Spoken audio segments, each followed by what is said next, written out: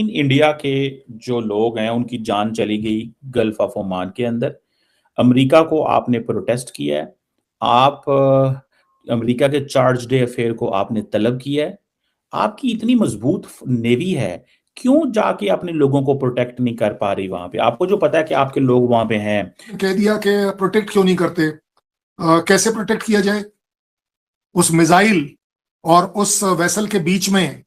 क्या मैं अपने हेलीकॉप्टर्स लगाऊं, अपने फाइटर जेट्स लगाऊं, या सबमरीन्स लगाऊं, या एयर डिफेंस लगाऊं? क्या लगाऊं? ये तो रोज का काम है, ये कमर्शियल लेन्स है, और कमर्शियल लेन्स को एस्कॉर्ट करना एक एक्सेप्शनल चीज होती है। ये नहीं होता है कि day to day every day you do like that. और ये जो हमारा जब यूएस जैसी कंट्री के एम्बेसडर को जब समन किया जाता है, तो ये आपके यहाँ पर बहुत ज्यादा फिक्र ले आता है कि अरे यार ऐसा भी हो सकता है। हम तो भाई साहब पाकिस्तान के तौर पर सिर्फ ऐसे ही रहे हैं, उठाते रहे हैं। अब वो क्या उठाते हैं आपको भी पता है, मेरे से मत बुलवाइएगा। तो ज्यादा बड़ी बात यह है कि आपके यहाँ शौक लगा है। हमारे यहाँ ये रूटीन बात है कि एम्बेसडर को बुलाया जाए। आप हर रोज ही किसी न किसी सफीर को आपने तलब किया होता है। आपके ताल्लुकात पता नहीं कैसे हैं। मैंने तो आप ये कहना चाह रहे हो ना? देखें, आप इस वक्त एक मिलिट्री फैसिलिटी में बैठे हैं, तो मैं मिलिट्री पोजीशन से बात ही नहीं कर रहा। मैं मिलिट्री फैसिलिटी का है, आप मिलिट्री फैसिलिटी के अंदर बैठे हैं, तो रॉ के बंदों का इतना तो कहना बनता ही है ना। ये नहीं कहेंगे बाहर जरा जाए ना, लाल चौक में कश्मीर में जाए, आपको सुनाते हैं वो बातें, फिर आपने भागे चैलेंज करता हूं। एक सेकेंड रुक जा। अरे रुक जा कमर चीमा, ये देखो मैं कहा हूं, ये अगला, ये देखो, ये है 5 स्टार जिसको हम बोलते हैं। ये रॉ की, ये आईएसआई की कोई गुफा नहीं है, ये आईएसआई की कोई गुफा नहीं है। और ये देखिए, ये मेरे पीछे पूरा का पूरा आपको तो दोस्तों, आज चीमा साहब की कर्नल साहब ने ढंग से धुलाई कर दी है। और चीमा जो बार बार भारत के खिलाफ प्रोपोगेंडा करता था कि कश्मीर में भारत ने ऐसा कर दिया वैसा कर दिया, तो कर्नल साहब ने अपने होटल के कमरे से बाहर निकाल के चीमा को धोया है। और चीमा बस चिल्लाता रहा है। ऊपर से चीमा को बड़ी तकलीफ हुई है कि भारत ने अमेरिका के राजदूत को तलब क्यों कर दिया, क्योंकि अमेरिका ने भारत से संबंधित 3 जहाजों पर हमला किया था। इंडिया के जो लोग हैं उनकी जान चली गई गल्फ ऑफ ओमान के अंदर। अमेरिका को आपने प्रोटेस्ट किया है। आप अमेरिका के चार्ज डे अफेयर को आपने तलब किया है। आपकी इतनी मजबूत नेवी है, क्यों जाके अपने लोगों को प्रोटेक्ट नहीं कर पा रही वहां पे? आपको जो पता है कि आपके लोग वहां पे हैं। आप कह रहे हैं कि हम अपनी नेवी को काफी पैसे भी दे रहे हैं, दिफाई बजट भी 90 अरब डॉलर है।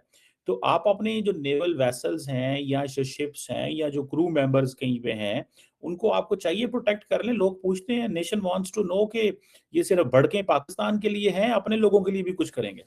जो आपने कही कि हमारी नेवी डिप्लॉयड है, आपको शायद ये नहीं पता होगा कि हमारी नेवी ना तो हॉर्मुज में डिप्लॉयड है और ना ही गल्फ ऑफ ओमान में डिप्लॉयड है, उसके नजदीक डिप्लॉयड है। ये बात मैं जरूर मानता हूं। आपने कहा है कि क्यों नहीं हम जाकर प्रोटेक्ट करते अपने सी फेयरर्स को। कुछ चीजें ऐसी होती हैं कमर चीमा साहब जिसके बारे में एक्चुअली जब नहीं पता हो तो इसलिए इस तरह के स्टेटमेंट देना आसान पड़ जाता है। ये वो वाली बात है कि हर कंट्री का, ये जो जिस वेसल की हम बात कर रहे हैं, ये ओमान से 15 नॉटिकल माइल दूर पर, उनकी जो शोर लाइन है उससे 15 नॉटिकल माइल दूर पर गल्फ ऑफ ओमान में इसके ऊपर स्ट्राइक हुई है। पहली बात, दैट मीन्स ये उसके राइट ऑफ वाटर्स में आता है। अगर किसी और कंट्री के वाटर्स के राइट्स में आपको अंदर जाना है तो आपको परमिशन लेनी होती है वगैरह वगैरह, जिसके लिए कि वैसे भी डिस्टेंस वाइज हम उस रेंज में नहीं थे। ज्यादा बड़ी बात यह, आपने कह दिया कि प्रोटेक्ट क्यों नहीं करते। कैसे प्रोटेक्ट किया जाए उस मिसाइल और उस वेसल के बीच में? क्या मैं अपने हेलीकॉप्टर्स लगाऊं, अपने फाइटर जेट्स लगाऊं, या सबमरीन्स लगाऊं, या एयर डिफेंस लगाऊं? क्या लगाऊं? ये तो रोज का काम है, ये कमर्शियल लेन्स है, और कमर्शियल लेन्स को एस्कॉर्ट करना एक एक्सेप्शनल चीज होती है। ये नहीं होता है कि day to day every day you do like that. और वैसे भी इस शिप को हमारा एस्कॉर्ट करना इसलिए नहीं बनता कि इस वेसल का मालिक कोई और कंट्री है, कोई किसी और फ्लैग के अंदर चल रही है, उसमें लोग हमारे एम्प्लॉयड है, ये एक अलग बात है। अगर इसी प्रेसिडेंस को लेकर चला जाए तो मेरे पास तो हजारों सीफेरर्स ऐसे हैं जो इंटरनेशनल मर्चेंट नेवी में काम कर रहे हैं। मैं किस किस को प्रोटेक्शन दे पाऊंगा और कैसे दे पाऊंगा? बड़ी लॉजिकल सी बात है। इसलिए एक प्रोसीजर होता है दुनिया में। अमेरिका से अच्छे हैं। आप मेरी बात सुने, आप ईरान को फोन करते हैं कि जी हमारी शिप यहाँ से गुजरने दो, वो कभी गुजरने देते हैं, कभी रोक लेते हैं। अमेरिकन के भी आपके ताल्लुकात अच्छे हैं, तो आप कम्युनिकेट तो करवा सकते हैं, चीजें तो कर सकते हैं ना आप। लेकिन तो मुझे बात बताएं, अगर आप अमेरिका ने अगर ज्यादती की है आपके बंदों को मार के, तो या नहीं की, या व्हाटएवर, आपने उनके एम्बेसडर को क्यों बुलाया या उनके चार्ज डी अफेयर को क्यों बुलाया? और कई लोग ये भी कह रहे हैं क्योंकि एम्बेसडर नहीं है तो बुला लिया चार्ज डी अफेयर को, वरना आपने बुलाना भी नहीं था। जी जी, ये आपने जो पहले वाला पार्ट कहा है ना कि हम ईरान को भी अच्छे से बातचीत कर पाते हैं, यूएस को भी कर पाते हैं, लेकिन हम उन 1000 शिप जो कि इस समय पर्शियन गल्फ में अटकी हुई हैं, गल्फ ऑफ ओमान में अटकी हुई हैं, उनके आने जाने में तकलीफ है, उन 1000 शिप में से हर एक शिप के लिए बात नहीं करी जा सकती। पहली बात, टेक्निकली, डिप्लोमेटिकली, स्ट्रैटेजिकली जो वेसल इंडिया के लिए आ रहा है सिर्फ उसी की बात करी जाती है, चाहे वो ऑयल वेसल हो, चाहे वो एलपीजी ऑब्लिक एलएनजी वेसल हो। सीधी बात आपको मैं बता दूं, तो सिर्फ उसी के लिए बात करी जाती है क्योंकि उसका कंप्लीट लोड इंडिया के लिए आ रहा है। अब आप ये नहीं कर सकते कि एक कंट्री से दूसरे कंट्री जा रहा है, उस शिप के ऊपर हमारे 4 लोग एम्प्लॉयड हैं या 40 लोग एम्प्लॉयड हैं, तो हम उस सारी शिप्स को उन सभी कंट्रीज के लिए क्लियर करवा पाए। By the way, it is on record, काफी सारे ऐसे वेसल्स हैं, मतलब ट्रेडिशनली बात करें, जो अपना ऑयल और गैस पाकिस्तान में भी देते हैं, और उन वेसल्स पर जो एम्प्लॉई हैं वो इंडियन हैं, क्योंकि वो इंटरनेशनल मर्चेंट नेवी के अंडर काम कर रहे हैं। मैं अब आपकी बात समझता हूं, लेकिन मसला ये है कि आपने अमेरिका को क्यों उनके अब आ रहा हूं मैं, अब आपका बिल्कुल जायज सवाल है। इसलिए हमने कभी ये नहीं बोला कि चार्ज डी अफेयर साहब जो हैं वो आएंगे, दैट इज वो जिनकी आप बात कर रहे हो, मीक्स आएंगे। मीक्स क्यों आए? क्योंकि ये इंसिडेंस जब हुआ है जब सरगी गौर साहब इंडिया में नहीं है। जो समन किया जाता है वो हमेशा एम्बेसडर को किया जाता है।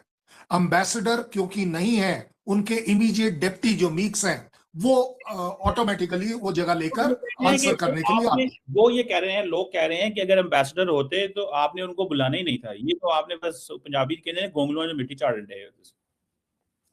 अब ऐसा है कि कमर चीमा साहब अंतर्यामी हैं, वो सभी चीजों के बारे में पता होता है, लोग क्या बोल रहे हैं। मुझे तो अभी तक कोई ऐसा बंदा मिला नहीं जो ये बोल रहा हो कि गौर साहब नहीं है इसीलिए हमने बुलाया। इसका मतलब पता है क्या निकाल रहे हैं आप? इसका मतलब आप ये निकाल रहे हैं गौर साहब नहीं है इसीलिए स्ट्राइक हुई है इसीलिए हमने बुलाया है। ऐसे नहीं होता। कमर चीमा साहब थोड़ी सी मैच्योरिटी लाइए पाकिस्तान के स्ट्रैटेजिक इंटेलेक्चुअल लोगों के अंदर। आपके द्वारा मैं वो अवेयरनेस लाना चाहता हूँ। मतलब क्या फायदा है? आपको मालूम है ये इंटरनेशनल प्रोसीजर है। अब ये एक अलग बात है कि पाकिस्तान में इंटरनेशनल प्रोसीजर्स के बारे में लोगों को पता हो या ना हो, मैं इसके बारे में कमेंट नहीं करूंगा। लेकिन बड़ी सीधी बात अगर आप कहें कि अगर आप बोल रहे हैं कि गौर साहब को हम नहीं बुलाते, स्ट्राइक होती तो भी, एक बात बता दूं, this is the standard format world over कि आप दूसरे जिस कंट्री का जो अफेक्टेड कंट्री होता है उसको बुलाते हैं, उसके पास एक प्रोटेस्ट देते हैं कि जरा इन्वेस्टिगेट कर बताइए कि ये क्यों हुआ। क्योंकि सेंटकॉम का कहना था कि ये जहाज, ये जो शिप है, ये शिप जो है ईरानियन पोर्ट के तरफ बढ़ रही थी, इसलिए उस पर स्ट्राइक करी गई है। जबकि हमारा आकलन कहता है कि ऐसा हो ही नहीं सकता कि ये शिप वो 350 किलोमीटर का गल्फ ऑफ ओमान क्रॉस कर ओमान के सामने आ जाती है और ओमान की साइड रहती है। 15 नॉटिकल माइल अमाउंट्स टू के जो 12 नॉटिकल माइल जो ओमान की टेरिटोरियल मानी जाती है बाउंड्री, जिसके अंदर उसके एक्सक्लूसिव राइट्स होते हैं। ये उसके 2-3 कुवैत में भी आपके बंदे मारे जाते हैं, इधर भी आपके बंदे मारे जाते हैं। ईरान को तो आपने प्रोटेस्ट नहीं किया कि कुवैत में हमारे बंदे क्यों मारे? नहीं, क्योंकि इसमें प्रूव हुआ है कि यूएस की मिसाइल, सेंटकॉम ने ओन अप किया है कि हाँ जी हमने मिसाइल मारी। साहब ईरान ने कुवैत पे हमला किया है ना, ईरान ने ही कुवैत पे हमला किया है ना, किसी और मुल्क ने तो नहीं कुवैत पे हमला किया गया। बंदा तो आपके ही वहां पे उसकी जान गई है। तो ईरान ने किस पर हमला किया है? ईरान ने किस पर हमला? ईरान ने कुवैत पे हमला किया, ठीक अच्छा, है। ईरान ने कुवैत पर हमला किया जी। उसमें आपके बंदे जो हैं उनकी जान चली गई। आपने ईरान के सफीर को तो कोई नहीं बुलाया। डरते नहीं, हैं? आपको कैसे पता? आपको डरते हैं? कैसे पता? ये अरे सुनो सुनो फॉरेन सुनो, ऑफिस में 1 मिनट जब में खबर कंट्रीज के आती बीच है। में बातचीत, ये जो है ना, ये जो हमारा, जब यूएस जैसी कंट्री के एम्बेसडर को जब समन किया जाता है, तो ये आपके यहाँ पर बहुत ज्यादा फिक्र ले आता है कि अरे यार ऐसा भी हो सकता है। हम तो भाई साहब पाकिस्तान के तौर पर सिर्फ ऐसे ही रहे हैं, उठाते रहे हैं।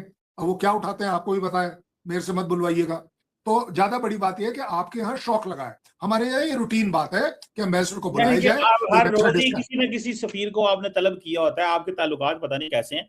मैंने तो सिंपल सवाल किया था, मैंने इसी कहा को तो कुवैत, दिखाते हैं ताल्लुकात, इसी ये को ताल्लुकात ताल्लुकात नहीं कहते हैं। होते। ये कि देखें, नहीं नहीं आप नहीं, जिनके साथ आपके रिलेशन मजबूती के होते हैं, आप उन्हीं से बातचीत कर कर बता पाते हैं।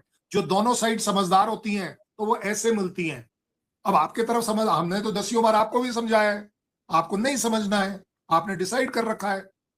ये आपकी मर्जी है। यूएस चाहता है कि ठीक है जी, उसके और हमारे जो, आपको लग रहा है इस प्रोटेस्ट की वजह से रिलेशन टूट जाएंगे, ऐसा नहीं है। हमारे उनके बीच में ऐसे 100 रीजन हैं जिसके वजह से रिलेशन नहीं टूटेंगे। ये एक प्रोटोकॉल है, ये एक प्रोसीजर है कि यस, कंट्री दूसरे कंट्री के एम्बेसडर को बुलाकर उसको बोल सकता है, इन्वेस्टिगेट कर कर बताइए कि ये क्यों हुआ। और आगे से इन फ्यूचर इस लड़ाई से रिलेटेड उन्होंने ये भी बोला है, वो आपने नहीं सुना, हमने ये भी बोला है कि दोनों ही अफेक्टेड पार्टीज अब इस मसले को रिजॉल्व करें और दुनिया में जो एनर्जी क्राइसिस है उसको हटाएं, उसके खिलाफ काम करें। तो साहब, अब आपकी क्या, मुझे आपको किसने बताना है या आपको किसने पूछना है? मैं तो सिर्फ इतना, जो इस वक्त सवाल है कि आप कुवैत में आपका बंदा, उसकी जान चली गई, बड़ी अफसोसनाक वजह है, क्योंकि जो लोग बाहर के मुल्क में जॉब करने जाते हैं, मेहनत करने जाते हैं, वो ये तो नहीं एक्सपेक्ट करते कि उनके फैमिली मेंबर जो है उनकी डेड बॉडी आएगी। तो ये बहुत अफसोस वाली बात है। और जो ये हुआ, मैं तो दोनों पे बड़ा रंजीदा और परेशान हूँ।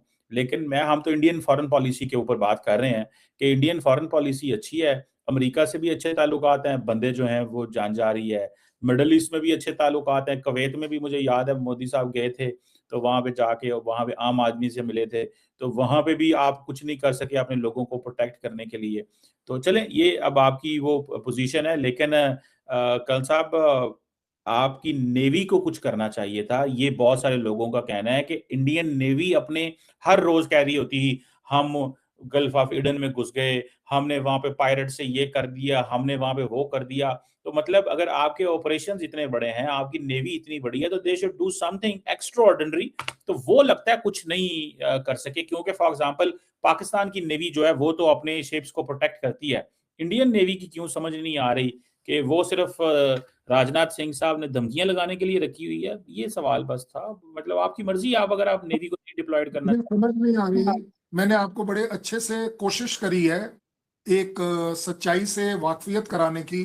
अब आप उसमें नहीं देख पा रहे सच्चाई, ये आपकी किस्मत है, मैं उसे बदकिस्मती नहीं कहूंगा।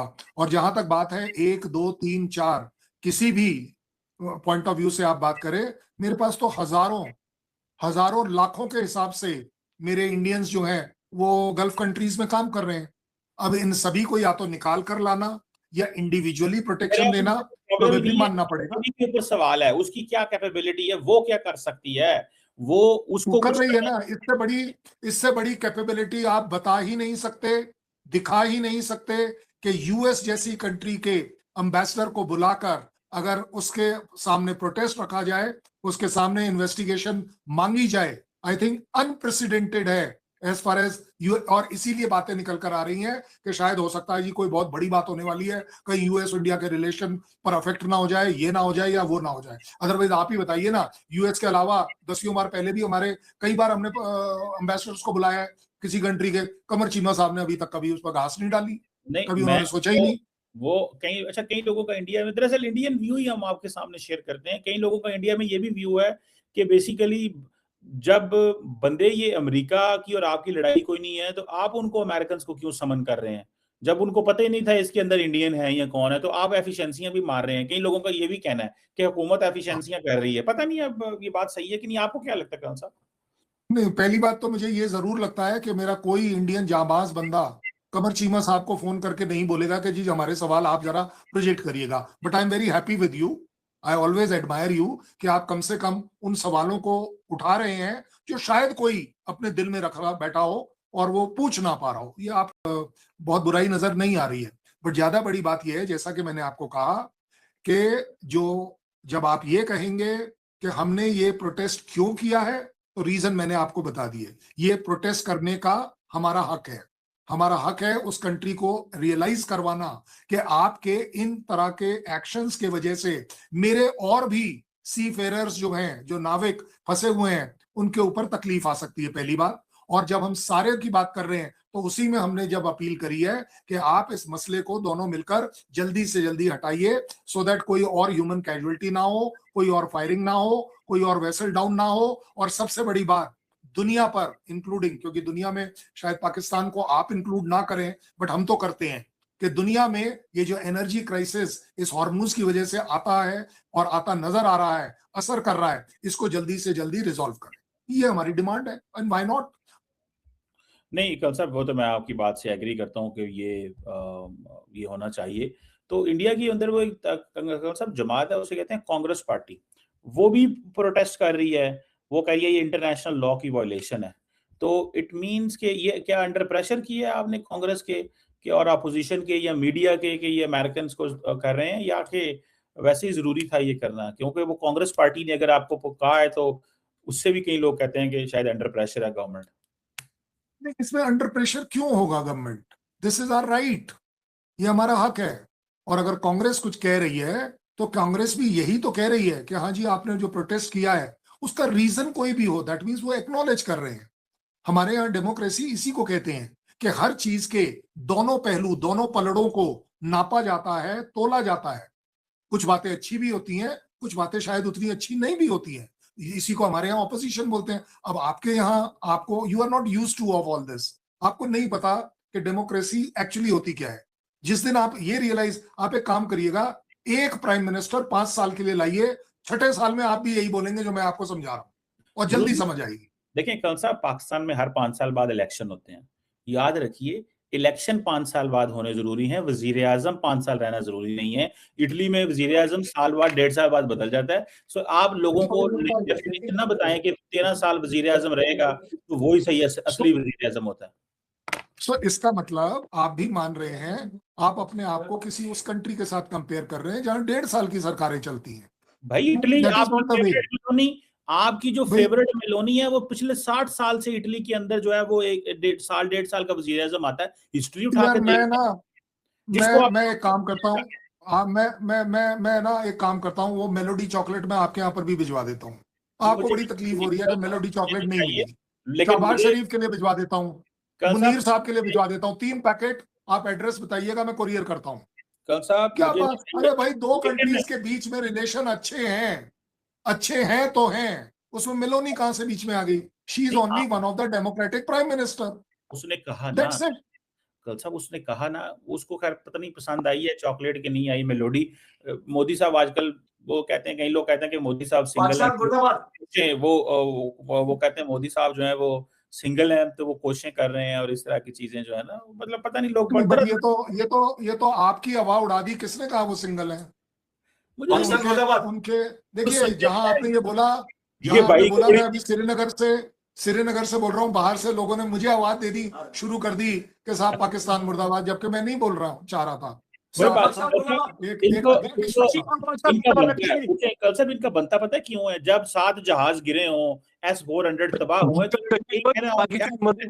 कश्मीरी एंड पाकिस्तान मुर्दाबाद, इन्होंने यही कहना है। आवाजें आ रही हैं, जब 7 जहाज कश्मीरी पाकिस्तान मुर्दाबाद, इसी श्रीनगर के अंदर हमने एयरफील्ड के ऊपर हमले किए हैं, तो तकलीफ तो होनी है सबको। फिर इसमें तो इतना, तो फिर कर्नल साहब वो बेचारों को आवाज उठाने दें, कोई फर्क नहीं पड़ता। मैं तो अप्रिशिएट करता हूँ हर उस शख्स को जिसके साथ जुल्म होया वो आवाज उठाए। इनको जितना मारा है पिछले साल हमने, तो आवाज तो बनती है कर्नल साहब। लेकिन मोदी साहब, इसका मतलब आप ठीक है, इसका मतलब आप सही मान रहे हैं कि पहली बात, पीओके में जो आपके खिलाफ आवाज उठ रही है वो अच्छी बात है, टीटीपी जो कर रहा है वो भी अच्छी बात है, बलूच जो कर रहा है वो भी अच्छी बात है, सुन लो, सिंध जो कर रहा है वो भी अच्छी बात है, जो इमरान खान प्रोटेस्ट कर रहा है वो भी अच्छी बात है। आप ये कहना चाह रहे हो ना? देखिए, आप इस वक्त एक मिलिट्री फैसिलिटी में बैठे हैं, तो मैं रॉ मिलिट्री पोजीशन से बात ही नहीं कर रहा। मैं मिलिट्री फैसिलिटी का है, आप मिलिट्री फैसिलिटी के अंदर बैठे हैं तो रॉ के बंदों का इतना तो कहना बनता ही है ना। ये नहीं कहेंगे बाहर जरा जाए ना, लाल चौक में कश्मीर में जाए, आपको सुनाते हैं वो बातें, फिर आपने भागे भागे चैलेंज करता हूं, चैलेंज करता हूं, चैलेंज करता हूं, अगले आधे घंटे इसी शो में कनेक्टेड रहो। मैं अभी गाड़ी उठाकर आपके सामने लाल चौक से प्रोग्राम कर लूं। उन्होंने मार खानी है, आपने जैसे वीडियो बंद करनी है, उन्होंने आपके बंदों ने उनको उठा के ले जाना है, तो छोड़े हमें ना ये बातें सुनाएं। किनको उठा के ले जाना है? उन्हीं किनको ले जाना है जिनको आप पैलेट गन से मारते हैं। कल साहब पैलेट गन क्या से बात कर रहे हो? अरे भाई मेरे बात बताओ, 10 बजे रात को मैं आपको लाल चौक ले जाने को तैयार तो हूं, और क्या चाहते हो? मैं कहता हूं जी आप जाएं। मैं कहता हूं आप मुझे बलूचिस्तान ले जाओ आधे घंटे में, आप मुझे पीओके ले जाओ आधे घंटे में, आप मुझे सिंध ले जाओ। आप बता दो मुझे किस जगह ले जा सकते हो। वेलकम आए तो नहीं, वेलकम नहीं है। आप शो को ऑन रखिए, मैं आपको गाड़ी में बैठकर बिना शो को डिस्कनेक्ट किए आपको लाल चौक से ये दिखा दूं कि आज यहाँ क्या हो रहा है। कल साहब मुझे आधे घंटे में लद्दाख ले जाएं। आप मुझे आधे घंटे में लाल चौक तो लेके जा सकते हैं ना, लद्दाख में आपको आधे घंटे में इसलिए नहीं ले जा सकता क्योंकि वो रोड क्लोजर चल रहा है। क्यों कहते हैं बलूचिस्तान लेके जाओ आधे घंटे में और आपने बोला कि भाई लाल चौक, मैं लाल चौक जाने को तैयार हूँ। मैं अप्रिशिएट करता हूँ कि देखें रॉ की फैसिलिटी में बैठ के आप पाकिस्तान के बारे में। मैं रॉ की फैसिलिटी कैसे होगी पहले बताना मुझे। नहीं मतलब अच्छा चलो एक काम करते हैं, एक सेकंड। हमारा शो आपके पास रिकॉर्ड हो रहा है, ये देखिए मैं उठ गया। ना एक सेकंड आपने क्योंकि बहुत अच्छी सी बात करी है। आप ये देखिए मैं कहाँ हूँ, एक सेकंड रुक जा। अरे रुक जा कमर चीमा, ये देखो मैं कहाँ हूँ, ये देखो ये है 5 स्टार जिसको हम बोलते हैं। ये रॉ की, ये आईएसआई की कोई गुफा नहीं है, ये आईएसआई की कोई गुफा नहीं है, ये आईएसआई की कोई गुफा नहीं है। और ये देखिए ये मेरे पीछे पूरा का पूरा आपको डल लेक और श्रीनगर दिख रहा है। अब आपको इससे ज्यादा क्या प्रूफ दूं? नहीं अच्छी बात है, आप बता दो। ये कश्मीर के लोगों और इसी तरह मैंने आपको हर बार याद दिलाया है कि आप ये जो जहाज गिरने वाली बात पकड़ के बैठे हुए हो ना, इस दहशत से बाहर आओ। अब आपके और जहाज हम तब तक नहीं गिराएंगे जब तक कि आप कोई ऐसी खुराफात ना करें जिसके वजह से एक कोई बड़ा स्टेप किसी को लेना पड़ जाए। मैं तो ये कह रहा हूं और अच्छी बात कर रहा हूं। चलिए कल साहब बिल्कुल ठीक है, थैंक यू वेरी मच कल साहब। Right sir, all the best, जय हिंद, नमस्कार।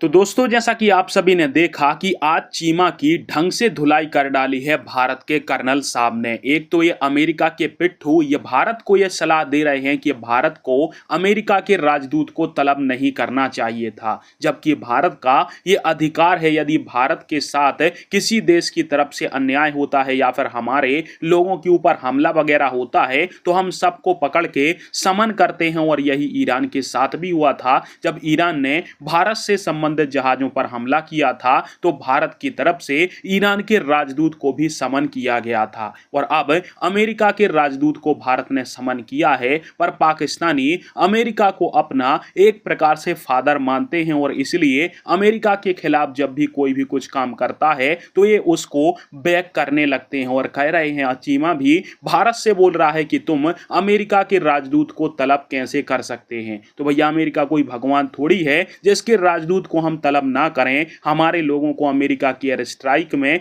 हमले में मारा गया तो उसको लेकर भारत अपना प्रतिरोध तो जरूर जताएगा। ऊपर से चीमा भारत के कश्मीर को लेकर प्रोपोगेंडा फैला रहा था और कर्नल साहब से बोल रहा था कि आप तो रॉ की किसी फैसिलिटी में बैठे होंगे कश्मीर की। तो कर्नल साहब ने सामने निकल के ही बता दिया कि भैया रॉ की फैसिलिटी नहीं है, हमारा कश्मीर तुम्हारे द्वारा कब्जा गए कश्मीर से लाख गुना अच्छा है। और 5 स्टार होटल में कर्नल साहब बैठे हुए हैं और चीमा उन्हीं को ज्ञान दे रहा था। बाकी चीमा से कर्नल साहब ने जब कहा है कि तुम में यदि दम है तो चलो हमें इसी वीडियो कॉल के दौरान तुम जाकर बलूचिस्तान ले जा सकते हो, तो उसमें चीमा की टांगें कांपने लगी हैं, क्योंकि यदि पंजाबी बलूचिस्तान पहुंच गए तो वहां पर इनका बैंड बज जाएगा। ये चीमा को भी पता है, इसलिए चीमा ने फौरन ही वहां पर डिबेट बंद कर दी और कर्नल साहब से ज्यादा बात करना अच्छा नहीं समझा।